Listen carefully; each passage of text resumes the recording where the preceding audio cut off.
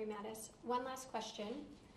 Will a government shutdown have serious ramifications on military operations? And if so, what are your plans for mitigation? Yes.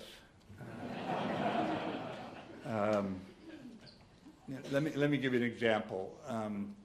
This morning or last night, young guys and gals somewhere in Wyoming were driving off to do their weekend duty.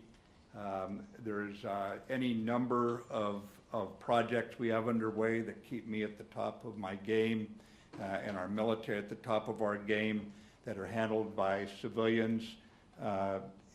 All these things are going to be disrupted. Those troops will arrive there at their armories, by the way, and told go home. If there's a government shutdown, and they will then drive a couple hundred miles back home. These again are stoic young men and women. They'll suck it up and they'll say, okay. If they're Navy reservists, they'll say, aye, aye, sir, cheerfully.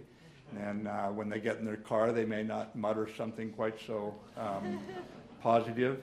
I would just tell you there will be our maintenance activities will probably pretty much shut down. We will not be able to induct any more of our gear or that need maintenance.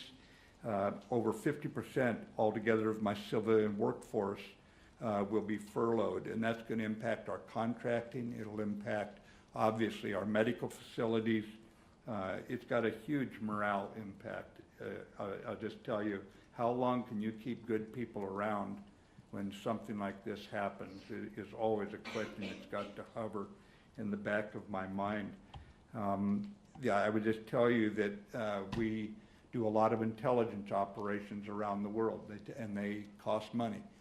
Those obviously would stop, and I would just tell you that training for almost our entire reserve force will stop. And you must understand the critical importance of our reserves. They're the only shock absorber we have.